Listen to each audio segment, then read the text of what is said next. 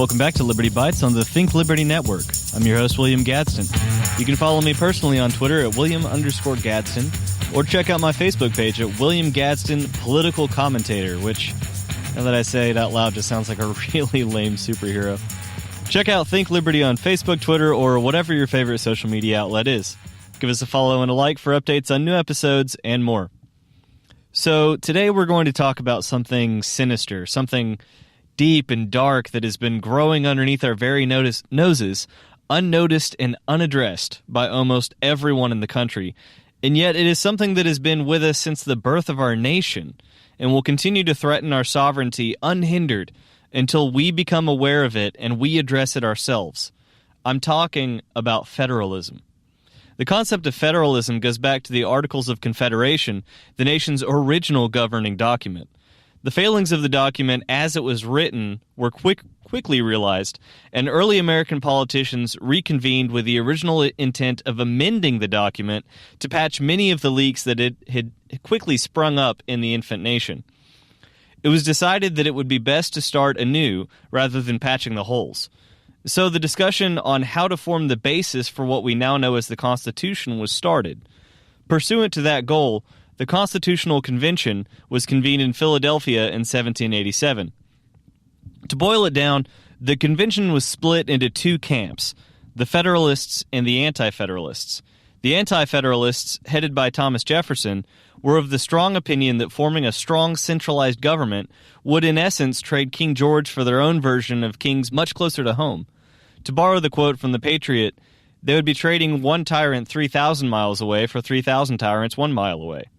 The Federalists, led by Alexander Hamilton and coming in on the heels of the failure of the Articles of Confederation, insisted that forming a strong centralized government would instead provide an avenue for all of the states to be organized and directed in a way that would lead the country to success overall, rather than having a loosely united group of separate, wholly independent states.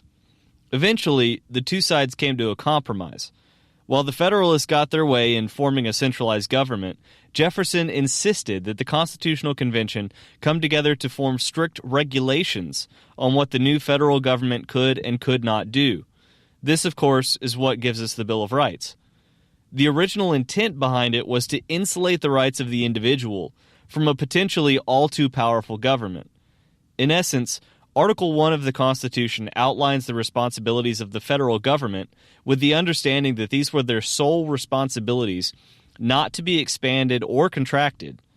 This was further reinforced by the institution of the 10th Amendment, which guarantees that any responsibilities not listed in Article 1 fall to the state governments or the people. But this is where federalism began to grow. No sooner had the Constitution been ratified, and the Bill of Rights with it, that the main weapon of the Federalists was forged: implied powers.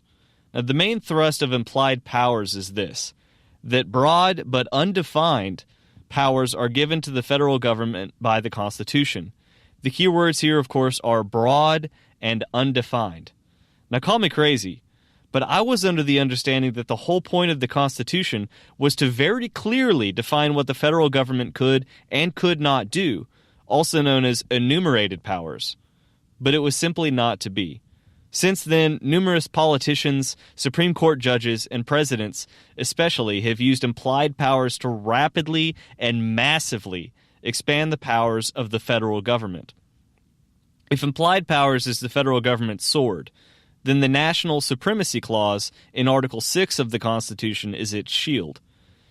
The National Supremacy Clause, though originally intended to keep state law corralled within the confines of the Constitution, basically keeping the states from enacting any laws that infringed on constitutional rights, was quickly used instead to keep the states from enacting any laws that would empower their own sovereignty over that of the federal government. In other words, any law that the federal government made overrode any conflicting state law, whether or not it was within the confines of the Constitution. This was interpreted to apply to all federal laws, not just those tied to the Constitution. But this is just a look at the surface of how the Federalists have trampled upon the original intent of the Constitution and the formation of our republic, in which the federal government and the state governments were to work in concert with one another, while remaining mostly independent from one another at the same time.